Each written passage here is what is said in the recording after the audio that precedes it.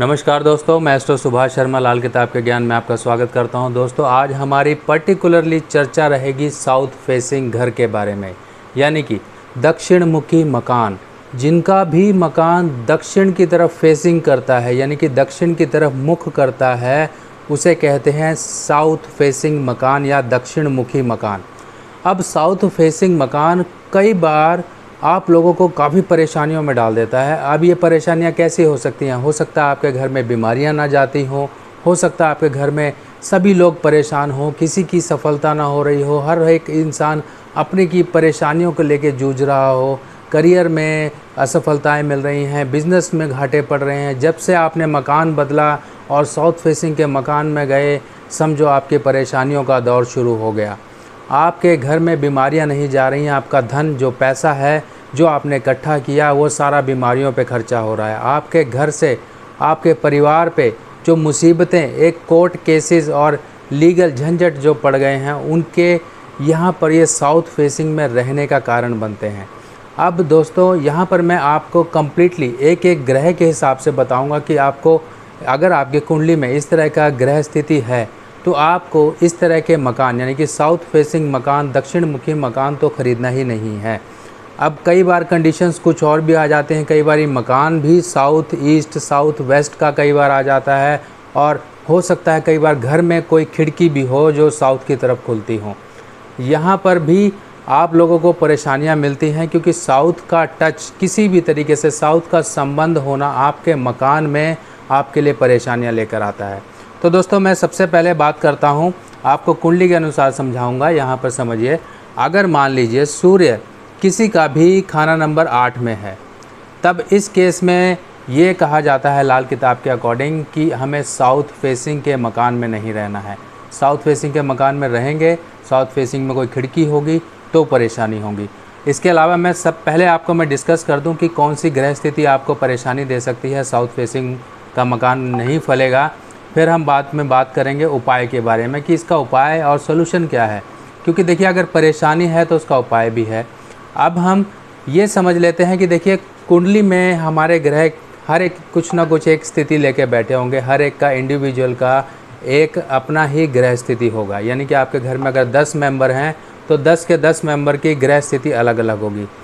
पर यहाँ पर जो घर का मुखिया है, मान लीजिए एक परिवार है जिसमें 5 लोग हैं, मान लीजिए 5 या 6 या जो भी हैं, एक मुखिया होगा जिसके नाम पर वो मकान होगा। सबसे पहले तो उस पे इफ़ेक्ट करेगा, क्योंकि सबसे ज़्यादा इफ़ेक्ट उसी पे आएगा जो मुखिया है। उसके बाद के नीचे के जो लोग हैं, अगर मान लीजिए किसी का ऐसी कंडीशन आ जाती है कि साउथ फेसिंग का मकान है और सूर्य खाना नंबर 8 में है, तब उसको तो ज़्यादा प्रॉब्लम होगी ही होगी। बाद में उससे जुड़े खून के संबंधी जो होंगे उनको भी परेशानियाँ झेलनी पड़ेंगी। अब इसके साथ साथ कुंडली में अगर मंगल बद हो किसी के, मंगल बद कैसे होगा? खाना नंबर 4 या खाना नंबर 8। अब यहाँ पर अगर किसी की कुंडली में मंगल है, तब इस केस में मंगल बद होगा, और ऐसे केस में साउथ फेसिंग दक्षिण मुखी के मकान में रहने की मनाही की गई है। अगर दक्षिण मुखी मकान में रहेगा तो मंगल बद का बुरा प्रभाव आपके ऊपर पड़ेगा। अब मंगल बद एक ऐसी नाजुक चीज़ है जो एक इतना सौम्य हम कह सकते हैं कि इस कंडीशन में सिर्फ इसके लिए कि ये ज़रा सी खराबी इसको मिलते ही मंगल बद हो जाता है। मंगल बद की बहुत सारी कंडीशंस हैं, उनकी मैं डिस्कशन अपनी पुरानी वीडियोस में कर चुका हूँ, तो सिर्फ आपको यही बताऊँगा। एक मंगल एक ऐसा ग्रह है जो आपकी ज़रा सी कुछ गलतियों के कारण ही बद हो जाता है। बद मतलब मनहूस या ख़राब हो जाता है। अब मंगल बद यानी कि जो मंगल आपकी जीवन में खुशियाँ देने वाला होता है, मंगल यानी कि मीठा और मिठाई और खुशियों के एक जो हम पर्व मनाते हैं या खुशियाँ मनाते हैं, ये सब मंगल से देखी जाती हैं। क्योंकि हर एक खुशी के मौके पे आपने देखा होगा कि मिठाई बांटी जाती है। अब ये मिठाई जो बंटनी थी उसकी जगह अब मातम बंटना शुरू हो गया, आपके परिवार में परेशानियां बंटनी शुरू हो गई, क्योंकि मंगल बद हो गया। इसका ऑपोजिट हो जाता है जब वो मंगल जो शुभ था वही अशुभ हो गया। तो मंगल बद की यही कंडीशन है, एक तो खाना नंबर 4 और एक खाना नंबर 8। यहाँ पर अगर मंगल है किसी की कुंडली में, तब ऐसे केस में आपको साउथ फेसिंग मकान में नहीं रहना है। ध्यान रखिए कि ऐसा मकान ना लें जिसमें साउथ फेसिंग का फेस आता हो, यानी कि बाहर निकलते हुए वो फेस माना जाता है, अंदर जाते हुए नहीं, क्योंकि हमें सिर्फ बाहर जाते हुए देखना है। यानी कि आपके मकान को कौन सी दिशा देख रही है, मैटर ये रखता है। आप किस दिशा में अंदर जा रहे हो वो नहीं, आपके मकान पे किस दिशा का प्रभाव पड़ रहा है ये देखा जाता है लाल किताब के अकॉर्डिंग। इसी को दिशा कंसीडर किया जाता है। कई लोग कहते हैं कि मकान में एंटर करने वाला नहीं है। यहाँ पे सबसे बड़ी कन्फ्यूजन मैं आपकी दूर कर दूँ। हमें वही देखना है कि आपके मकान पे कौन सी दिशा की दृष्टि पड़ रही है, कौन सी दिशा के सामने आपका मकान पड़ रहा है। तो ये चीज़ यहाँ पे कंसीडर की जाती है। अब इसके अलावा हम समझते हैं बुध के बारे में। अगर मान लीजिए किसी की कुंडली में बुध खाना नंबर 3 में है, तब इस केस में भी कहा गया है कि साउथ फेसिंग के मकान में ना रहें। और इसके साथ साथ अगर किसी की कुंडली में खाना नंबर 6 में बुध है, ये खाना नंबर 6 में अगर बुध है, तब इस केस में ये कहा गया है कि उत्तर दिशा यानी कि आपने उत्तर दिशा में अपनी लड़की का ब्याह नहीं करना है। अगर आप बाल बच्चों वाले हैं, आपकी बिटिया सयानी हो गई है, आप बिटिया की शादी करना चाहते हैं, तो भूल कर भी अपने घर से उत्तर दिशा की तरफ शादी ना कर देना, नहीं तो परेशानियां आपके परिवार को भी होंगी और आपकी बेटी भी खुशी नहीं रह पाएगी। अब इसके अलावा ये चीज़ हमें ध्यान रखना है कि उत्तर दिशा का मकान भी आपके लिए ठीक नहीं है। बिटिया की शादी तो मनाही की गई है, साथ ही साथ उत्तर दिशा का मकान भी बुध 6 वालों के लिए खराबियाँ करता है। अब इसके साथ साथ हम समझते हैं शनि खाना नंबर 11 के बारे में। देखिए, अगर मान लीजिए शनि खाना नंबर 11 में है, तब भी ये साउथ फेसिंग के मकान की मनाही की जाती है। यहाँ पर आपके लिए मनहूस रिज़ल्ट लेकर आएगा। आपके परिवार में बीमारियाँ, झंझट, अदालती झंझट, बहुत सारी परेशानियाँ यहाँ पे आपके जीवन में नीचता ही लेकर आएगा, आपके जीवन में परेशानियाँ ही लेकर आएगा, इसके अलावा कुछ नहीं लेकर आएगा। अब हम बात करते हैं राहु के बारे में कि मान लीजिए अगर किसी की कुंडली में राहु खाना नंबर 8 में है, तब इस केस में भी आपको साउथ फेसिंग के मकान में नहीं रहना है। साउथ फेसिंग का मकान आपके लिए प्रॉब्लम क्रिएट करेगा। अब हम बात करते हैं केतु के बारे में। अगर केतु खाना नंबर 3 में है, तब भी यही कंडीशन है, क्योंकि केतु यहाँ पे नीच है। अब केतु अगर मान लें खाने नंबर 3 में है और आप ऐसे मकान में रहते हैं, तब इस केस में ये आपकी औलाद पे दिक्कतें लाएगा, आपकी सेहत पे दिक्कतें लाएगा। केतु संबंधी बहुत सी परेशानियाँ आपके जीवन में आएंगी।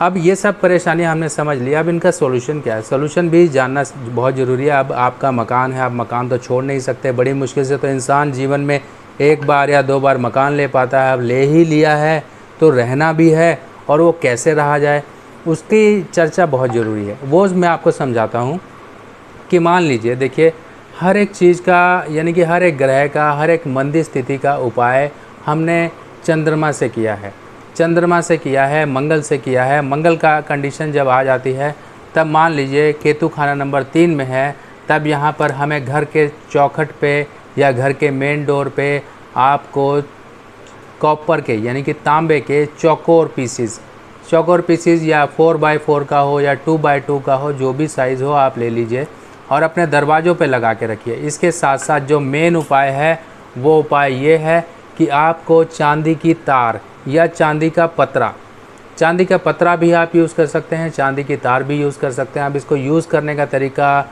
मैं आपको सिंपल बता देता हूँ। कई लोगों के घर पक्के हैं, फर्श पड़े हुए हैं, वो कैसे तोड़ेंगे, कैसे तार डालेंगे। यानी कि आपकी जो दरवाजे की चौखट है, चौखट की बिल्कुल सीध में दरवाजे की जो सीध होती है, उसी सीध में उसे डालना होता है। कैसे डाला जाता है वो समझिए। अगर मान लीजिए घर कच्चा है तो आप सिंपल डाल के ऊपर से फर्श डलवा दीजिए। अगर पत्थर लगा हुआ है, टाइल्स या मार्बल लगे हुए हैं, तब इस केस में क्या करना है, जो पत्थर काटने वाली मशीन आती है, उसी मशीन से आप मिस्त्री को बुलाइए, उसी मशीन से सीधा एक लाइन लगवा लीजिए। वो कटिंग से लाइन लगाएगा और उसी के अंदर वो तार डाल के आप वाइट सीमेंट से उसे कवर कर दीजिए। बिल्कुल सिंपल तरीका है, कुछ तोड़ फोड़ नहीं होगी और आपका काम भी हो जाएगा। अब इसके साथ साथ अगर मान लीजिए ऐसा नहीं कर सकते हैं, आप कोई रेंट के मकान में रहते हैं, तब आपको एक ही काम करना है, स्क्वायर पीसीज लेने हैं, चौकोर टुकड़े चांदी का ले लीजिए और एक तांबे का ले लीजिए। दोनों के दोनों टुकड़े लेकर आप अपने घर के दरवाज़ों पर लगा के रखिए, ये बहुत ज़रूरी है। और इसके साथ साथ जैसे कि मैं बता चुका हूँ पिछली अपनी वीडियोस में भी, बंदर, मिट्टी के बंदर का भी उपयोग किया जाता है। जब शनि खाना नंबर 1 में हो, मंगल खाना नंबर 4 में हो, सूर्य खाना नंबर 6 में हो, तब इस केस में सूर्य राहु का कहीं से कॉम्बिनेशन हो, राहु खाना नंबर 1 में हो, ऐसे कंडीशन में हमें ये मिट्टी का बंदर भी रखना काफ़ी शुभ फल देता है, क्योंकि हमारे घर पे साउथ फेसिंग का पड़ रहा प्रभाव सूर्य, चंद्र और मंगल के प्रभावों से दूर होता है। अब इसके साथ साथ आपको एक बात और बता दूं जो बहुत ज़रूरी है। अगर मान लीजिए आपके घर में कहीं पर भी वास्तु संबंधी प्रॉब्लम है, कई बार आपने देखा होगा कि हम लोग फेंग शुई के प्रोडक्ट्स वगैरह यूज़ करते हैं। हम अपने घर में बॉल्स रखते हैं, ग्लास बॉल्स रखते हैं, क्वार्ट्स वगैरह रखते हैं, बहुत सारी चीज़ें रखते हैं, वो एक अलग कंसेप्ट हो गया, आप रख सकते हैं।